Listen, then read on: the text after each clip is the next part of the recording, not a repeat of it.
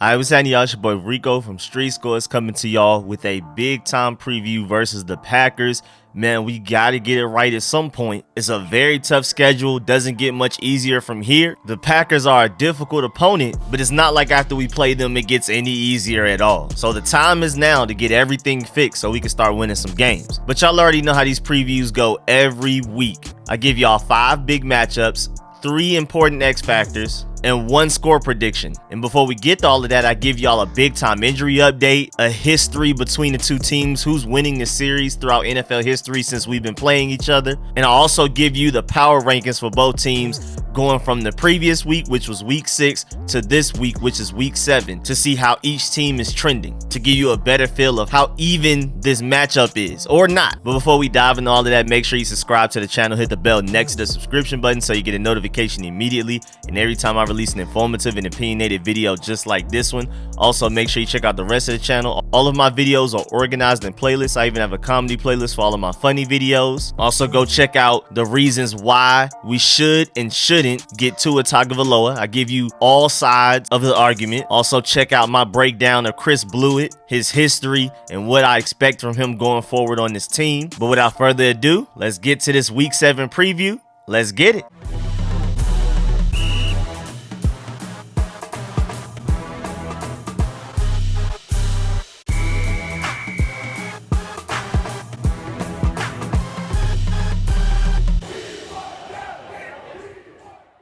All right, so first of all, last week we were ranked the 26th best team in the NFL out of 32, of course. We went down after that Chiefs loss. Now we're the 27th. The Packers were number 8 last week. Now they went up to number 7. So they're trending upwards, we're trending downwards. But we both only moved 1 spot respectively. But still, at the end of the day, it's the 27th ranked Washington football team versus the 7th ranked Green Bay Packers. Definitely not a matchup we love right there. And then another thing we don't love is the injury situation right now. Because it was uglier yesterday, but it's still a little ugly today as in Thursday. Because in Thursday's practice, Samuel Cosmi, Curtis Samuel, Brandon Sheriff, and Cam Sims didn't even participate in practice. Samuel Cosmi and Brandon Sheriff I'm not surprised about because we're not expecting them back really anytime soon, maybe even before the bye week. I think they may come back after the bye week. Then Curtis Samuel, his groin injury, I guess, is clearly still bugging him. Not sure if he even plays against the Packers. And then Cam Sims is still banged up as well. Then you have limited Antonio Gibson with his shin injury that's just been really nagging him for like the last 3 weeks. Terry McLaurin with his hamstring injury, still a big concern for us. Ricky Seals-Jones, De'Ami Brown, and even William Jackson now is banged up. All of those guys were limited. But luckily for us, Charles Leno came back to practice again. He missed yesterday with something non-injury related. So it's not a surprise that he practiced in full. And then Jonathan Allen is ready to go. He practiced full as well. And then on the Chiefs side, Kevin King and Equanimeous St. Brown look like they're slated to play. But Preston Smith and Darnell Savage, who are 2 big contributors to their defense, may not even play against us. And then you also have Josh Myers, their center, and Dennis Kelly, their tackle, who's also at risk of not playing against us. So we have it pretty bad. They don't have it as bad as us, but they also have it pretty bad. And David Bakhtiari got off of the PUP list this week, but he more than likely will not play against us. He may not be ready to go yet. Because remember, Derek Forrest for us got off of the PUP list last week, and he's still not ready to play. So don't be surprised if David Bakhtiari does not play against us because he's not ready to go yet. And now as far as the matchup goes, yet another team where we're losing the series. Since the Washington football team and the Green Bay Packers have been playing against each other, the Packers lead the series 21-16 to 1. But actually, recently, we've been doing pretty well. Other than when we lost to them in 2019, 20-15, we've been doing pretty well against them. We won the matchup in 2016. I remember that. We won the matchup in 2018. I remember that. Even in seasons where they're supposedly the better team, at least just because they have Aaron Rodgers, we've actually beat them. If you go all the way back to 2010, when we beat them in overtime, we're dead even. They beat us 3 times, we've beaten them 3 times. But again, throughout history, they've beaten us 5 more times than we beat them. But of course, the times we were winning the most games were the 70s and 80s. That's when we went on our biggest streak against them, because that's when we were at our best. And then after that, the early 2000s, they were killing us. But now let's get to the 5 matchups. And the number 1 matchup is obviously our struggling secondary versus arguably the best receiver in the NFL in Devante Adams. And poor Terry McLaurin, because he has to be looking at Devante Adams' film like, man, must be nice. Because between Scott Turner deciding some games not to target Terry heavily, or Taylor Heinicke not being accurate enough or having the ability to read the field to see Terry when he's open, poor old Terry just isn't able to put up stats like a lot of these other top receivers, which may end up affecting the money that he's even able to ask for when his contract ends. And like endorsements and things like that, sponsorships, commercials. We better get it together before he leaves, before his contract ends. We need to at least show that we're really trying. We need to be aggressive as far as getting a quarterback. I prefer the draft, but I mean, if you bring somebody, at least show Terry that you're trying for real, because he may end up leaving. And if I'm him, I would. I'm not gonna lie. If I'm Terry McLaurin, I'm like, yeah, y'all not really taking me too seriously. I'm out. But luckily for us, as far as this matchup goes, other than Allen Lazard, who I really wanted us to draft years ago, the Packers receiving core doesn't have a lot of options. I mean, it's Devante Adams and friends, kinda. Randall Cobb is a shell of himself. Robert Tonyan is inconsistent, but at the end of the day, Aaron Rodgers elevates the talent and play of the receivers around him. He makes average guys look great. That's what elite quarterbacks do every game. Must be nice. So even though they don't have the deadliest receiving core, it can be anybody's night just because Aaron Rodgers is the quarterback. It could be the 3rd string wide receiver against us, just because Aaron Rodgers is the one throwing to him. So we got to be careful. We need to be able to communicate way better in that secondary. We got to get better. And if it keeps getting worse, I don't see why we're not at least trying Jeremy Reeves. Do something. Matchup number 2, speaking of Aaron Rodgers, our D-line has to get to him. But just like the D-line can help the secondary by pressuring Aaron Rodgers, the secondary needs to hold up coverage for at least a minuscule amount of time so that the defensive line even has a chance to get to Aaron Rodgers. Our defensive line has not been as bad as people think. They haven't been as great as we'd hope. But the reason they're not putting up crazy stats is because our secondary can't cover anybody for even 3 seconds, so our D-line doesn't even have the time to get to the quarterback. We have a lot of pressures. We're top 3, I believe, in the league in pressures, but you just can't really tell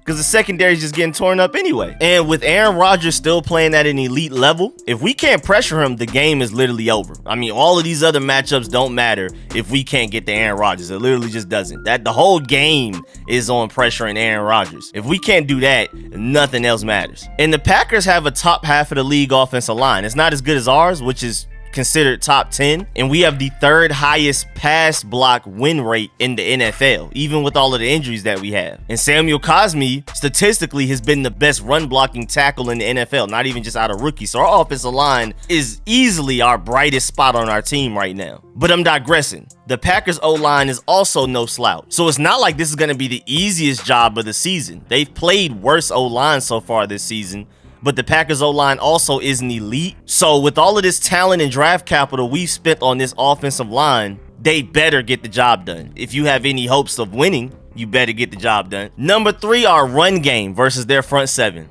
Taylor Heinicke's weaknesses and limits that he's always had that teams are finally game planning for and exploiting, like I warned people would happen a while ago, are really starting to hurt this offense. So we need this run game to really help them out. Hey, Scott Turner, teams haven't stopped us on the ground yet. Keep running it. Scott Turner has literally stopped our run game better than opposing defenses has so far this season. And that screen game is an extension of the run game in a way. So use that when applicable. But don't spam it like you tend to do at times. But do whatever you got to do to make Heinicke's job easier and keeping him comfortable. He's going to need play action to be efficient. So let's get this run game going. Let's start this run game up so the passing game can benefit. Number 4, our receivers, whoever they will be on Sunday, need to take advantage of this Packers secondary that gives up big plays to everybody. Don't let us be the one team that doesn't successfully attack this Packers secondary. But then again, the Chiefs had the only defense worse than ours last week statistically, and we only put up 13 points. The Chiefs defense is even worse than this Packers defense. So even though this Packers defense looks like food, we couldn't do it against the Chiefs. So man, I don't know. But this Packers secondary, especially Kevin King, is definitely exposable. So let's attack them. And then number 5, our rookies in important roles need to step up and win their matchups. matchups. They have to. There's a very small margin of error this game. Again, when you're going against an elite quarterback, just like we saw with the Bills, just like we saw with the Chargers, when you're going against one of those guys, you have to pretty much be perfect in all facets of the game. So with William Jackson banged up and struggling, with Kendall Fuller and the safety struggling, we need Benjamin St-Juste to step up on every Packers receiver he's covering, especially Devante Adams if he's ever asked to do so. Jamin Davis needs to step up and make progress in his instincts, confidence, and reads like he's been doing. He's been getting better game by game, and he needs to lock down Aaron Jones and A.J. Dillon in the run game, and then cover those two guys as well as Robert Tonyan if he's ever asked to do so in coverage. And then De'Ami Brown needs to win his matchups with Terry McLaurin, Curtis Samuel, and Cam Sims banged up and at risk of not even playing this week. Jared Patterson needs to step up in the run game, the passing game, and most importantly, in pass protection, since he will be out there more with Antonio Gibson banged up. Of course, J.D. McKissic will be the guy to get most of the touches with Antonio Gibson banged up and may not even play this week, but Jared Patterson's going to be out there quite a bit, and we need him making the right cuts, making the right decisions, being decisive in the run game. We need him to catch passes in the passing game if we throw it to him, but most importantly, he needs to be able to protect Taylor Heinicke in the passing game if asked to stay back. Now for the 3 X factors. Number 1, y'all already know, every week, third down defense again. I mean, we kinda, just a little bit, maybe almost, probably sorta, fixed it for one game against the Saints, and then we went right back to being terrible against the Chiefs. We're not beating the Packers if we allowed them to convert third downs all day like every opponent has done against us other than the Saints. And then against the Saints, we finally fixed our third down problems a little bit. Not really, it still wasn't great, but it wasn't terrible, and then we gave up big plays. So it's just, come on now. Number 2, is David Bakhtiari even playing this week? That's a big X factor. He just got off of the PUP list like I explained earlier, and he is finally practicing, but he's not likely to play against us. If he doesn't play, that gives us a much better chance of creating an upset and winning this game. But for reasons I've already explained, we have to be solid top to bottom, even with David Bakhtiari not potentially playing. Number 3, Heinicke just has to be better. You have this once-in-a-lifetime opportunity to show the Washington football team, and honestly the NFL, even if we don't believe that he's a franchise quarterback,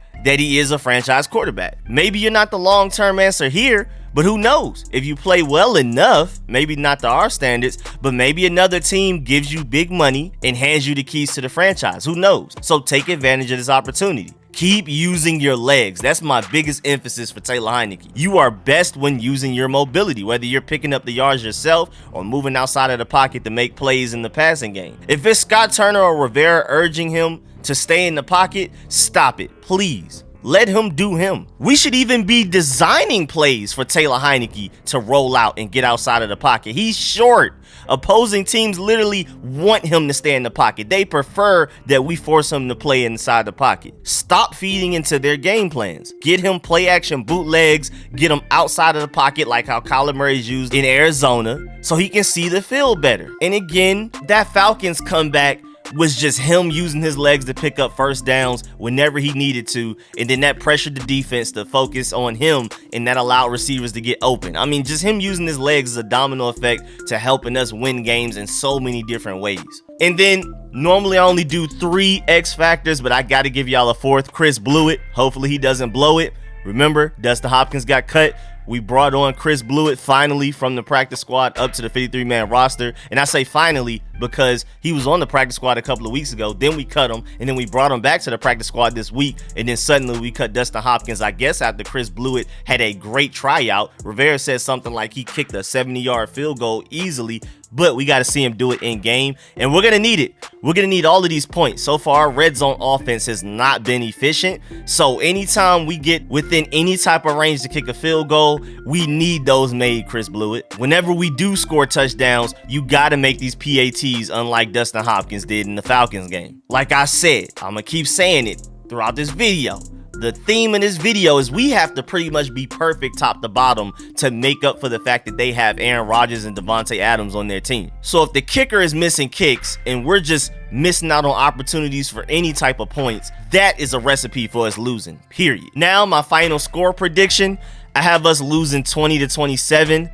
I feel like we'll put up more points than we did against the Chiefs, but at the same time, Aaron Rodgers and Devante Adams are looking at our secondary like it's food. I mean, we're going to be the most struggling secondary they probably go against all season. Hopefully this Sunday we can figure it out and not be as bad as we've been, but the Green Bay Packers are looking at our film like, hey, this is going to be the easiest matchup offensively that we've had all season. And so hopefully we can fix those problems, but I'm just not sure. Again, keep repeating myself, we have to pretty much be perfect top to bottom to be able to beat Aaron Rodgers, especially with Taylor Heineke struggling as is. I'm not blaming this season on Taylor Heineke at all, because it's a multitude of things that's leading to us losing games, most notably on the defensive side of the ball. And then are we also depending on Chris Blewett, who hasn't kicked in a regular season game since 2016 in college? The only time he's kicked in the NFL was in preseason games. Are we depending on him to hit for perfect? So it's just so many things working against us. So I do predict us to lose, but I don't predict us to lose by a lot, like a lot of ESPN, Fox, NFL Total Access analysts may predict us to lose by. But yeah, man, that's the end of this video. Please get in the comment section. Let me know how you feel about everything discussed in this video. What is your prediction for this game? What are your matchups, your X factors, and your final score prediction? How do you feel about the injuries on both sides? How much they'll affect the game at hand? And also, man, please like this video if you liked it, if you learned anything. Of course, man, appreciate all of the support, man. Big shouts out to everybody that donates to the channel. A special shouts out to all of my sponsors, especially my Pro Bowl sponsors, whose names you see scrolling on the screen right now. Man, I really appreciate y'all. I'm gonna keep y'all updated with the injuries. Y'all already know I'm gonna come up with the injury report Friday once the final one is put out there, so that we know who will and who will not play on both teams. So be on the lookout for that tomorrow as well. And I'll catch y'all later. I'm out.